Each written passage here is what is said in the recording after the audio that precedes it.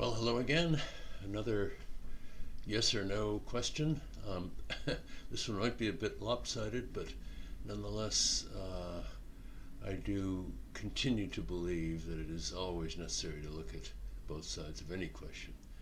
This one poses a particular challenge, and the question is Trump the worst president?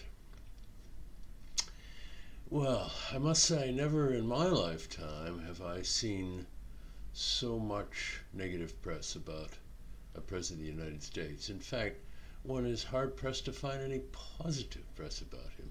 It's that bad. Uh, but nonetheless, it's a question that's worth exploring. To consider the possibility that Trump may be the worst president, he's got some some pretty stiff competition. Um, Very often, when historians go through the process of ranking presidents from the best to the worst, the best generally come out with Lincoln, I guess, and maybe Washington.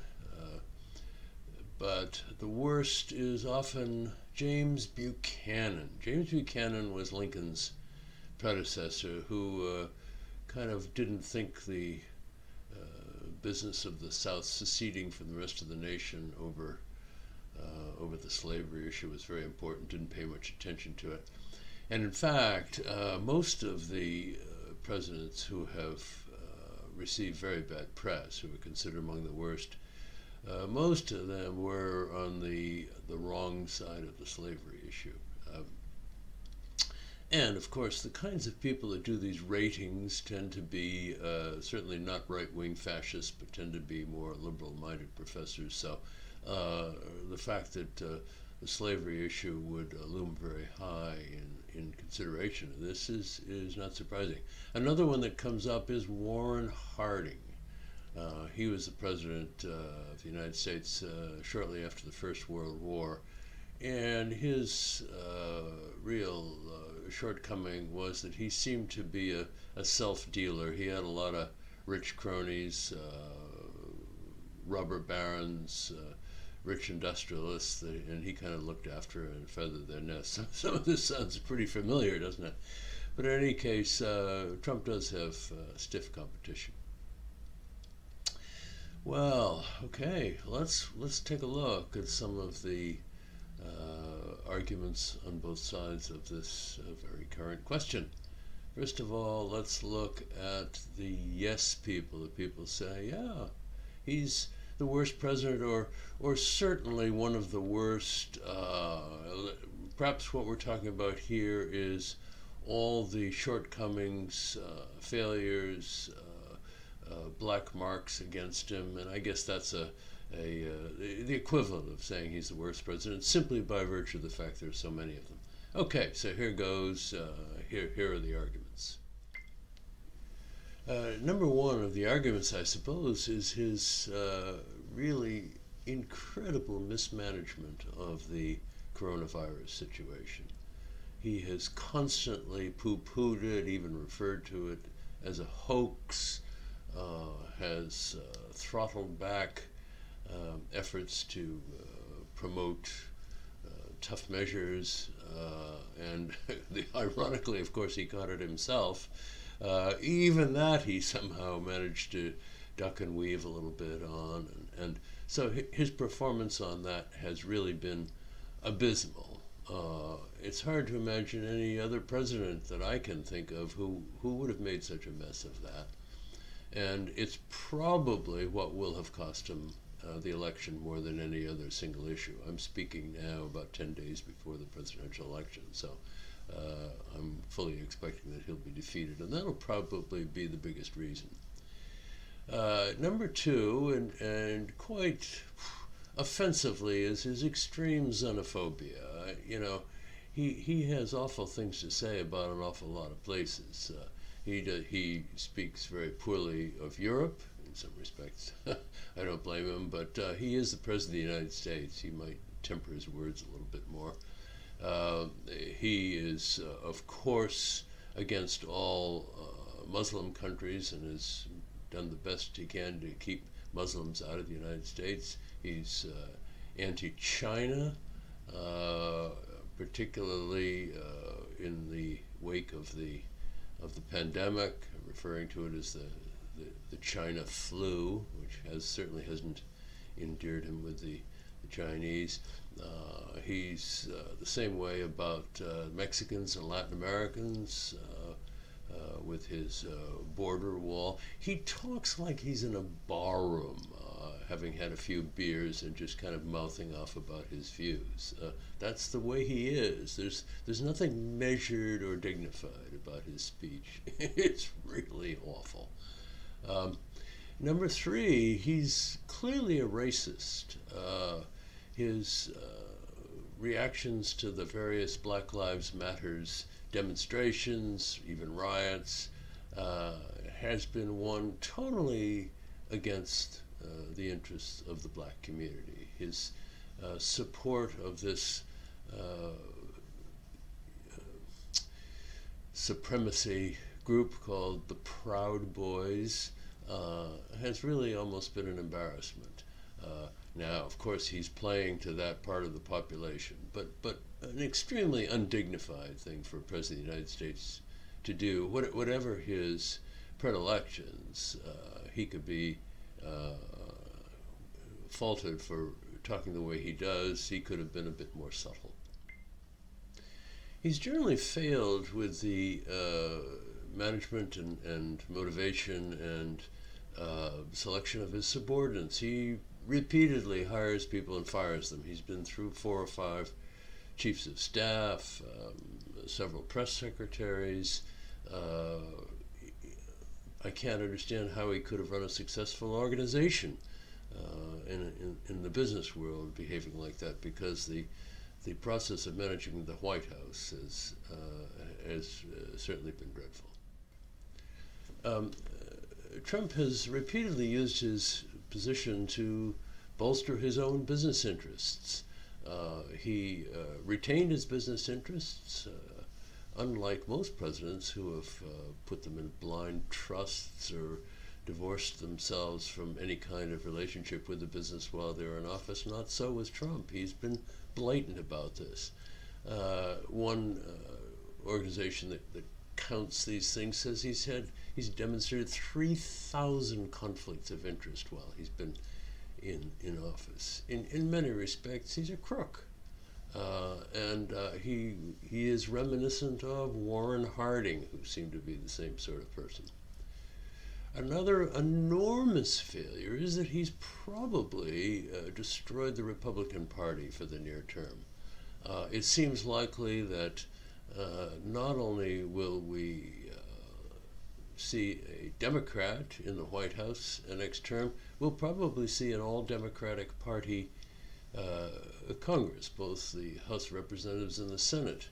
The Democratic Party hasn't distinguished itself as a statesman-like, all-seeing, liberal-minded group of people, but by way of contrast, they come out pretty good compared to the behavior of the president and the leaders of the Republican Party in Congress. So the Republican Party must feel very embittered by what he's done to their standing and by their own electability.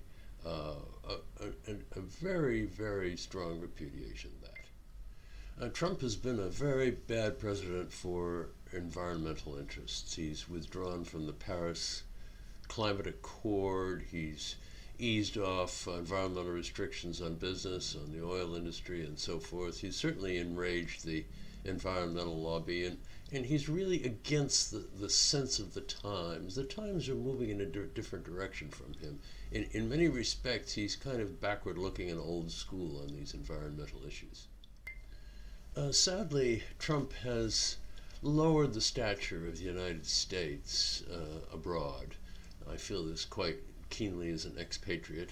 And alas, he is seen almost universally negatively. I don't think I've ever spoken to anyone here in Britain who is impressed by him. They certainly wouldn't vote for him if they had a chance. So that's pretty awful. I guess finally, what we have to conclude is that Trump was, by personality, perhaps even managerially, but certainly by personality, ill-equipped for the presidency. One historian has noted that there are certain universal characteristics that seem to be necessary in leaders and presidents in particular when confronted with a real crisis. They include things like humility, willingness to admit mistakes, empathy, and so forth. And Donald Trump just is very lacking in all of these things. So he's the wrong man for the wrong time, and he's really done a bad job. It's as simple as that. Well, that's quite an indictment. So let's see if we can come up with some arguments for why Trump isn't the worst president. So in so doing, we'll have to demonstrate some ways in which he's performed well. Well, he has a couple of credits. Number one, he passed quite a comprehensive penal reform bill, lowering sentences for one-time drug users and that kind of thing, where there have often been draconian, disproportionate sentences for the occasional user. So that's been good. Number two, depending on your point of view, he has certainly drastically curtailed immigration, especially over the Mexican border.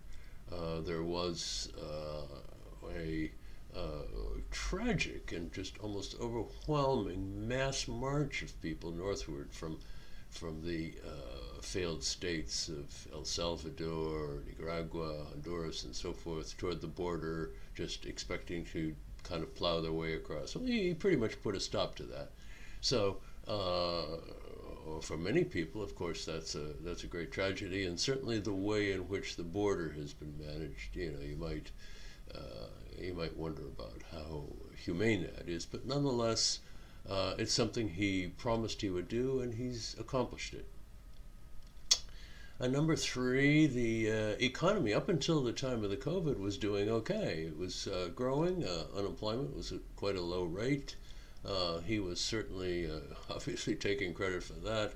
Stock market was riding high. It's not too bad now, but it was certainly riding high. So those who use that as the principal yardstick for the success of a president will have been quite impressed.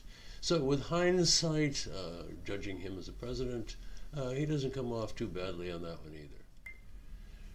Trump speaks directly. He is unadorned with his tweets. He says what he thinks. And in many respects, that's in contrast with the typical politician who usually hedges his words, won't commit himself, and so forth. Trump is just the opposite.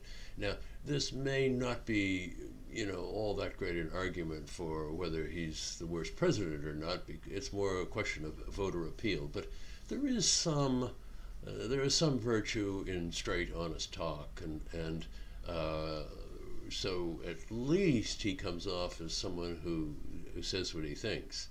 Mind you, honest talk, there might be some question about that. The Washington Post has kept track of his lies, and they're up over 25,000 now. So we have to temper that word just a bit. Next, Trump passed a pretty comprehensive tax reform act, principal component of which was a dramatic lowering of corporate income taxes. So you might say, well, that's pretty obvious why he would have done that, looking after his own interests and those of his cronies, perhaps. But it was partially responsible for a booming economy, and so he's certainly going to take credit for that. And finally, a very popular part of his presidency has been the more or less complete defeat of ISIS, the fundamentalist Islamic group raging through Syria over a number of years. They're pretty much gone. They're sitting there waiting to cause trouble for other people, but as a military force, they were pretty much destroyed. And it was principally with American muscle that was taking place. So he can take some credit for that. Well, those are some arguments to suggest that his presidency hasn't been all that bad, and therefore one shouldn't be considering him as the worst president. I admit they're a bit feeble, but there it is, and that's the balance. Well, what's my take on this?